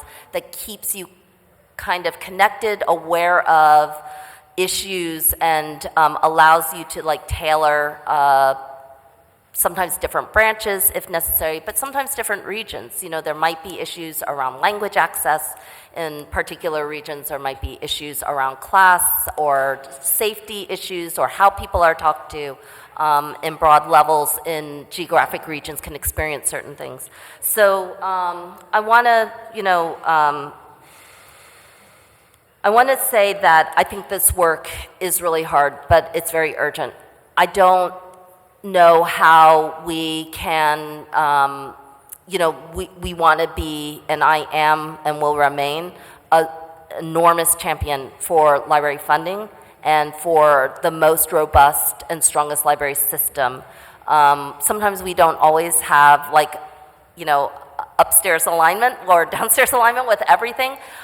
In that case, though, we need your team, and that means your library branches and their supporters to be the ones who are the loudest. If they're the loudest on this, we can go far. When we break apart because of internal issues that can and should be and must be resolved, it becomes really hard. So I would ask that this becomes a top priority. I encourage you again to think about things not in terms of diversity, equity, inclusion, which tends to get can be really superficial, also can take your eye off of what the real problems are and go back into anti-racism, anti-bias, communications with your major constituencies and groups, and to be constant and deliberative about it. I'd be happy to share any more information that I have with that. Thank you. Okay. Thank you. Councilman Blanos Reynolds Brown. Thank you. Good afternoon, Mr. Chairman. And thank you for revisiting this issue that was raised on budget hearings spring 2019. I do know that Councilwoman Bass gave a lot of attention to one of the reasons why we're here this afternoon. I'll read the transcript later. I do want to hear what the time frame is as to when you expect to execute the top 3 objectives that have come from the meetings that you've had already. So this is one of the major pieces of work that the steering committee, the work of the steering committee is to make recommendations to the board as to what the top 3 objectives. They're reviewing the plan now, and they really are expected to come up with the 3 major areas that really need to be reviewed and recommend those areas for acute review. and assessment by the library. Am I saying that right, Chris? So those, we're waiting to hear from the steering committee. I don't want to get out in front of them at all. I mean, so I really do, you know, as they continue their work there, and they have begun the process of breaking into groups and really staring down focus areas of the plan to say, this is, you know, am I saying this correct? I don't think I'm doing this right. Yes, good afternoon, Councilwoman. So on page 7 of this slide deck, it says that by February 2020, we expect to finalize our work. The basic idea is ahead of next year's budget season to have a formal report and implementation guideline to go along with it in terms of when things are going to get done, who's going to be responsible, and how we will track progress on those items. Very, very helpful. So progress is important. What happens if progress is not achieved? I mean, who's going to be held responsible across the system for objectives that are not achieved, from the internal demographics of the agency to who you do business with from a D&I standpoint on the MBE, WBE side, because all roads are going to lead to who? The board leadership or the agency leadership or the department leadership? Whom? Because the culture is still, has not embraced that it's a brave new world, and diversity should be the norm and not the exception. It should not be an anomaly, but the rule. So there are some city departments that have figured it out and have demonstrated their commitment to this, and there are others, like the library, that have moved like snails, quite frankly, towards achieving, you know, what the mayor articulated in his inaugural address in January 16. Well, I'm not sure if this is your question. I'm looking at this flag and it's making me cross-eyed. The question is, who's going to be held responsible and or accountable for lack of progress and achievement of the goals? Okay. As Mr. Arlene has said, we plan to have a detailed plan, which presumably something that the board will endorse, and then it is up to the staff, led by Siobhan, to give us the deliverables. Okay. Now, many, as you know, in these areas, it can take some real deep diving to figure out exactly who is, not just who's responsible, but who is or what is the roadblock on a particular issue. And, you know, we'll work away at them as best we can. We are taking this very seriously. So the friendly amendment I would offer is, it can take deep diving. It will take deep diving. Fair enough. To speak in the affirmative, because if I haven't been here now for as long as I have, we're having the same conversations now that I was having with department heads in my first term. It's a very sad commentary. And then we still get revelations and aha moments as we approach budget season. And so where there is, we have to lead by example, and where there will be deep diving, there we will see progress. If middle managers don't get the sense that the leadership is deeply serious, then they have no reason to move off the dime. That's true. I've seen it, and it's why we're having this conversation today, which is why I raised the question. It's a good one. Please. And Councilwoman, thank you very much. I think when we came back here in May and we spoke, I think one of the things we talked about was wanting to have a genuine process, right? That we could have come back now and said, hey, here's a plan, here's 25 things we're going to do, and we've already done 5 of them, right? And that really would be BS, right? That would be us trying to make it seem like we've done everything, we have no more issues, right? Sure. What we've tried to do is better articulate a lot of the things that the library had already been doing and hadn't done a very good job of storytelling around. For example, if you look at, what page is this slide? Sorry, I should know this by heart at this point. 9. No, I'm looking for the contracting. Where is that? I'm sorry. No worries. I appreciate the time. Hey. Hopefully, I'm not Gordon Sondland up here, so won't get impeached. Yeah, it's on 24. Slide 24, thank you, Yeah. Siobhan. Yeah. So for example, on the next page, that's why I couldn't find it. When we got together as a trustee committee, one of the things we weren't sure on was, well, what does our actual performance in terms of MBE, WE contracting look like? Like, Yes. let's go look at the data, Sure. right? Are we doing a bad job? Are we doing a good job? And it turns out, at least recently, we've been doing a pretty good job, and that I think moving forward, we want to be more intentional about, clearly communicating the stuff that we're doing. If I can, I'll also say, I'm gonna keep it real, right? You probably met my grandfather. His name was Herb Arlene,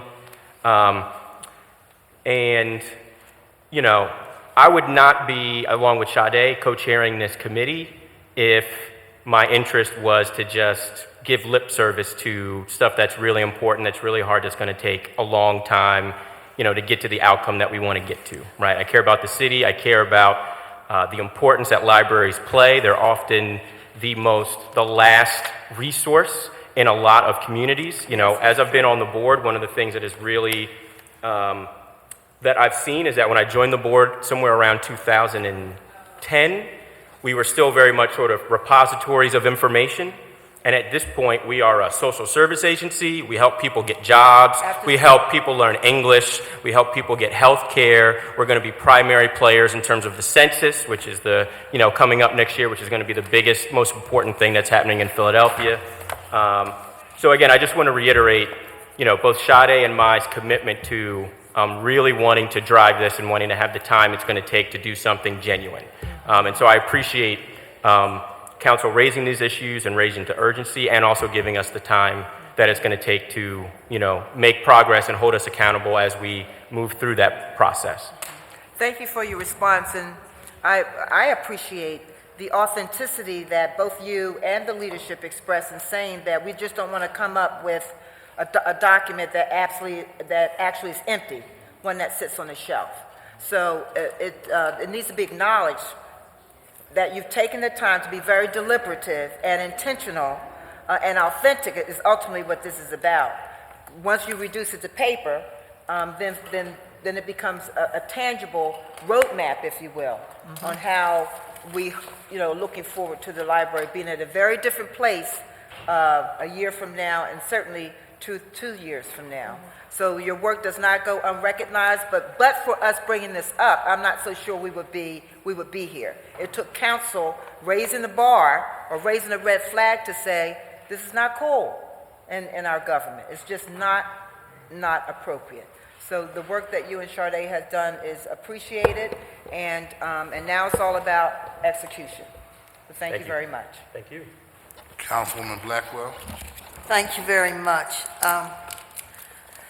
I thank certainly Ms. Reardon, certainly Your Honor, and the gentleman's the only one I don't know for many, many years. And the fact, I came here to talk about 52nd and Lancaster like I do every year, asking about it. Apparently that's not the agenda for today.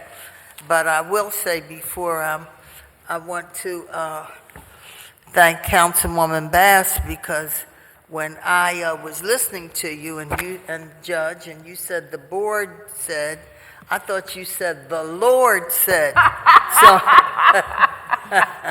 So I'm glad we've had these hearings and we have a chance to do what we can to make life better. I'm very impressed when we have our libraries open and that we focus on reading by 4 and we do what we can for all these improvements. Thank you, Mr. Chairman, for holding this hearing.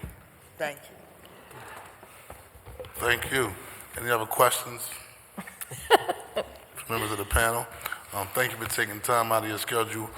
We're going to do probably a 6-month follow-up, give you a chance to continue moving this process forward. My position is still the same as it was when I first opened up, that this document and the strategy and the process and moving things forward, I think is going in the right direction, and just making sure we incorporate some of the comments and feedback and concerns of my former colleagues can only make this process even better. And so I look forward to continuously working with you. I was one of the advocates who introduced, I did the letter to the mayor asking for that additional funding for the library because it's critically important to me. Again, we have, I grew up in Queen Memorial Library and the South Philadelphia branch at Broad and Morris Street. And so Ivy League educated, public system educated, come from South Philadelphia. And if it wasn't for the libraries, I would not be sitting here in front of y'all as a council person or former state representative. You really represent innovative hubs and informational hubs and educational hubs for our youth. Because as we fix lead inside the school district, where they going to go on the weekends and where they going to go after school to get some reprieve? The library. Same thing for adults now who are looking for employment. You have incorporated that component. Library, and so I thank you for your service, and let's continue to make the system better. Thank you very much, and this concludes the business of the Committee on Legislative Oversight for today. Thank you very much, everyone. Thank you for your time. Thank you. Oh, I'm sorry. I apologize. I have one more panel I would like to call up. Sorry. Barbara Dowdell, Thank you, Linda Councilwoman. Colwell-Smith, and Alice Wells on behalf of Betty Beaufort. Thank you.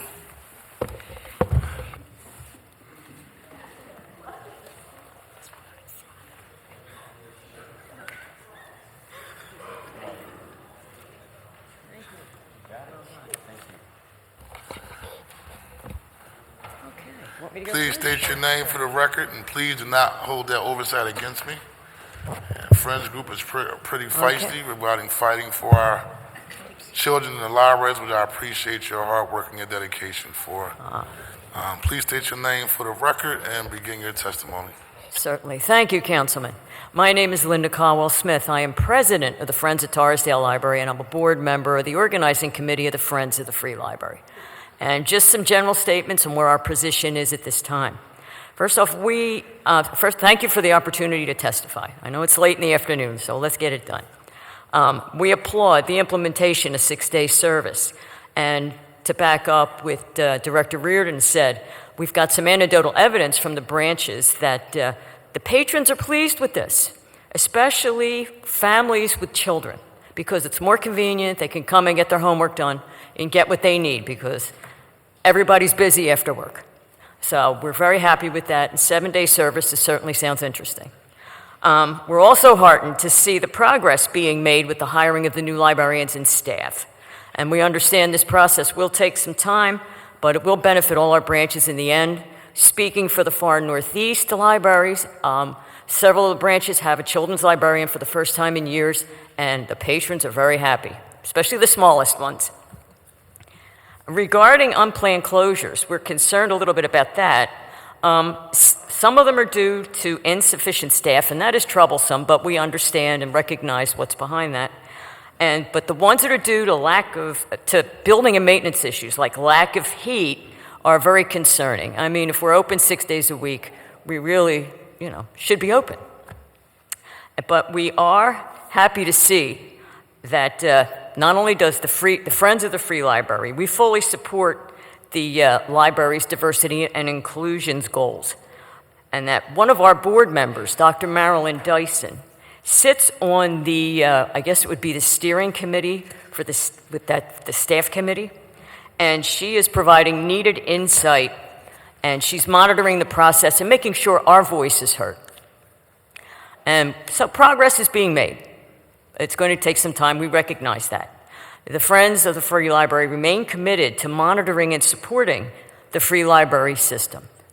But we're still concerned, as I said earlier, with the building and maintenance issues, lack of materials. We're hearing complaints that there should be more books and staffing concerns. And there's a question of equity among all the branches we're going to be looking into.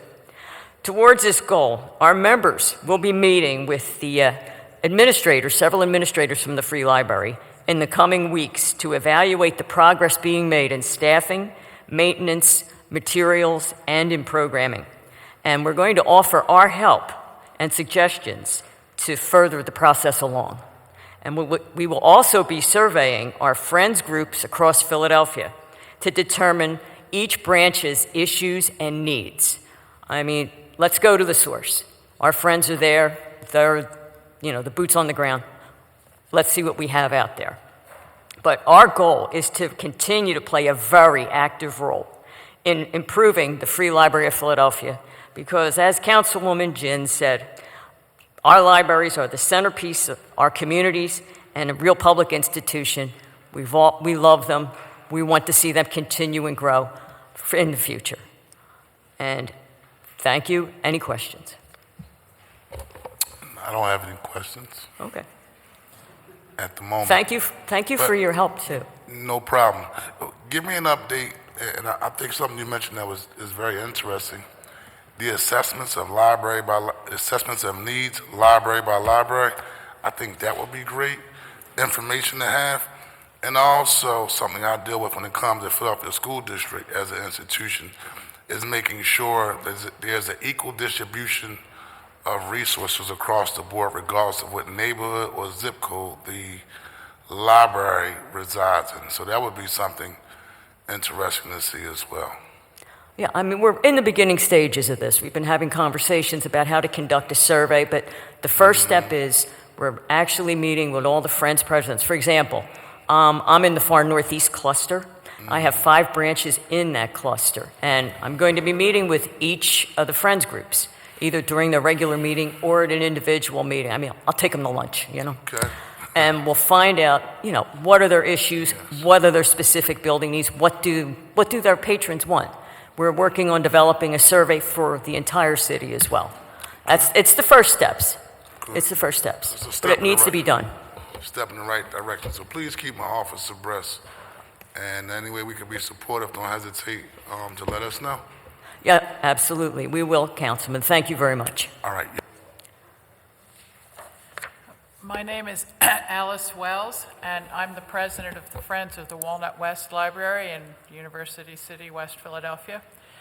And I am here reading the comments of Miss Betty Beaufort, who is the president of the Friends of the Queen Memorial Library, and I suspect you know Miss Betty. And I don't look like her at all. I don't know what that has to do in the spirit of diversity, but anyway, she is quite a lady. And anyway, so just picture somebody else when I'm talking. My name is Betty Beaufort, and I am a long-term resident and community advocate in Point Breeze in Councilperson Kenyatta Johnson's district. I have been an active member of Friends of the Free Library for over 10 years. I am active in the citywide Friends and president of the Friends of Queen Memorial Branch at 23rd and Federal. Last year, when the Free Library System announced that it would end Saturday service at over half of our city's 54 branches, we fought back and won a significant funding increase from City Council and the Mayor.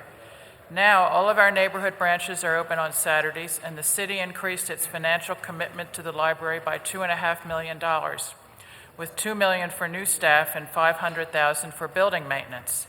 It was due to our tireless campaigning and mobilizing that we secured this minimal but absolutely necessary funding.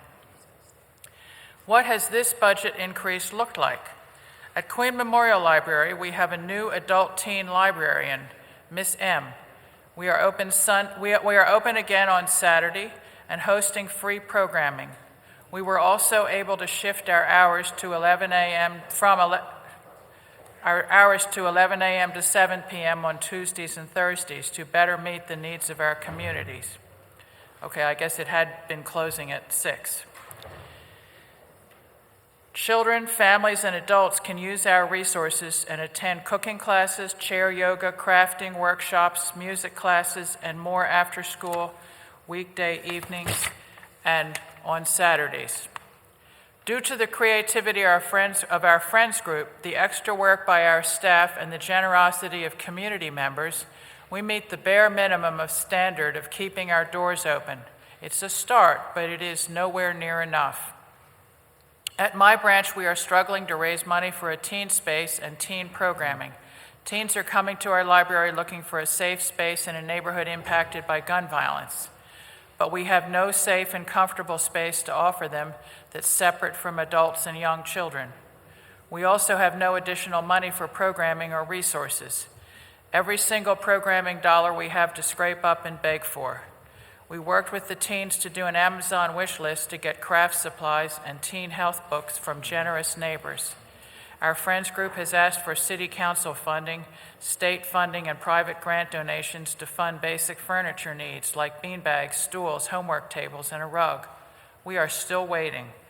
Additionally, library programming and furniture dollars need to be in the budget every year so we can meet the needs of our vulnerable teen patrons. It is not acceptable for children or community members in poverty-stricken neighborhoods to be begging for basics. Queen Memorial Library closed on Monday because of an indoor flood. Our property management department scrambled to address it, but physical buildings problems are still closing libraries every day, and our building staff is underfunded and understaffed as well with a backlog. And our building staff is underfunded and understaffed as well, with a backlog of thousands of building service requests. A fully funded library doesn't have to make the choice about which emergency to prioritize. For context, the city's additional $500,000 pays for 1 to 2 roof repairs, and dozens of our buildings need them, not to mention all of the other maintenance that is so desperately needed. We need millions of dollars more per year to make our buildings safe. Mayor Kenny and City Council did not fully fund the library last year. They allocated enough money to maintain bare-bones staff and open doors. We need full funding, full staffing, good jobs, safe buildings, and robust programming dollars. I look forward to hearing from each and every council member about how you will work with the Friends to fight for a fully funded library system. Thank you. Thank you. Please state your name for the record, begin your testimony. Yes, my name is Barbara McDowell. I'm a retired English department head from A. Philip Randolph Career Tech High School. I am the daughter of a public librarian. My mother worked at Falls of Schuylkill Branch. Before that, she was at Nicetown, Tioga, and one of her colleagues was Augusta Clark, future council member. Oh, sure. We need public libraries and we need school libraries. When I was teaching at Benjamin Rush, I used to walk the students over to the Catherine Drexel Library. We had a library in the school and we had the library next to us. At Randolph, I was invited the nearby librarians to come with library card applications for our 9th graders. I was part of a music group that played at the opening of the Joseph Coleman Northwest Regional Library.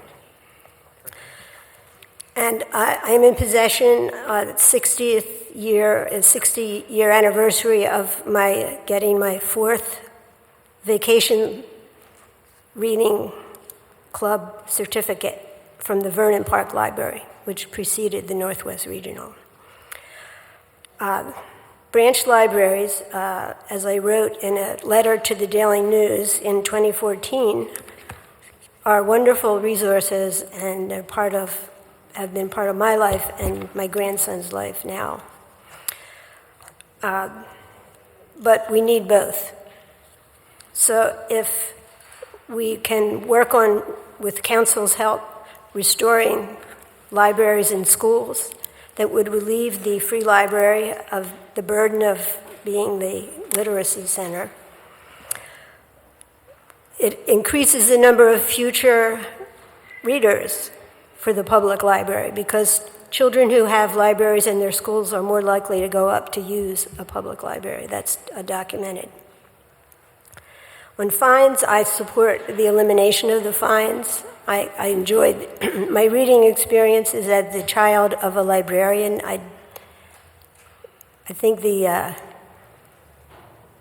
the date has passed for prosecution. My mother never made me pay a fine. She would, and I know that my students often said that they couldn't even go to the library with me because of their fine debt. And I'll just mention that Philadelphia has this distinction of having been the setting for a book that inspired the current Librarian of Congress, Carla Hayden. The book that inspired her as a child was called Bright April. It was set in Germantown. It was written by a woman who had attended Philadelphia High School for Girls. It was about an African-American family living in Germantown in the 40s. So we have that distinction of a link to the first African-American Librarian of Congress. Thank you. Thank all three of you for your testimony. I guess, Ms. Shaban, can I see you one more time, just real quick, a small question? I just have an interest. At what point in time the Philadelphia School District took out libraries in the school? Can you give me an update on that? I'm sorry. Why the Philadelphia School District doesn't have libraries anymore? So, so the way libraries break down is that there are, I think it was just, budget decisions that each library makes on, good, bad, or indifferent. But the school media specialist is the line of librarianship, different from a public librarian, different from an academic librarian. But my understanding was that during tough budget times, the district made decisions to, if you have to take out a library, because we act as the de facto library for neighborhoods. I just want to publicly say shame on us leaders for letting that happen. So, but let me give credit to Superintendent, Dr. Height, because he has been working to build back library supports throughout his, the grade schools. You're required in the high schools to have a library. You're not required in the grade schools to have a library. But so with the libraries in the classroom and a lot of the fundraising that's been going on, you're seeing an improvement over the past couple of years. It's not on you. I'm still going to say shame on us leaders, and not necessarily Height. I just think us as a society as a whole. Right. When I think about it, because when I was younger, we had libraries. I went to Edward Bach High School. Right. We had libraries, Yes. right? You pick on that, learning that love of reading, right? And spending time at the neighborhood library from a transition from being in a school library. And so I think with us competing with so much social media, that the love of just basic. Well, in addition to that, what's important about having a school media specialist in every single school is how it is your students are taught to research and research information to help build, if they have an assignment, you have a position in school that, in each of the schools that help them through that information sort of gathering process, which, we're seeing in after school, some of the challenges with So they can look for so they can do the research in the school or when they go home? So they're now responsible for doing it when they go home, right? Or after school in our libraries. All right. Yeah. And one last question, and then I'm going to wrap up this hearing. Regarding the maintenance, right? I know the city gave $500,000. Yes. In your testimony, it talked about staffing or the maintenance schedule. How do you ramp that up? Is that $500,000 sufficient to cover the overall repairs that need to be done? And if so, how do you all that match with manpower to kind of ramp up? Because it's a direct correlation between being open the full 6 days and a library being closed because of roof leak or heater being broken. How do we bridge the gap between the two to be more efficient? So the capital budget is incredibly important because that fixes the major capital issues, roofs, boilers, HVAC systems, significant renovations. The maintenance budget always is a challenge because you're trying to keep 55 facilities open, clean, and operating. And so what the $500,000 did was help us with some of our contracts, particularly landscaping and the pest control, as you saw. you know, it is going to be, when you have 55 old buildings, you're going to have a maintenance issue, and so the $500,000 went a long way. Does it do the job? Unfortunately, no. All right. Thank you very much, and Sure. I appreciate you for taking time Sure. out of your schedule, but most importantly, sticking around. Any other questions or comments regarding from the panel before we wrap up? You- Okay. Thank you. Well, thank you Councilman. everyone for Okay. being here today, and this concludes the business of the Committee on Legislative Oversight. Thank you all very much for your attendance.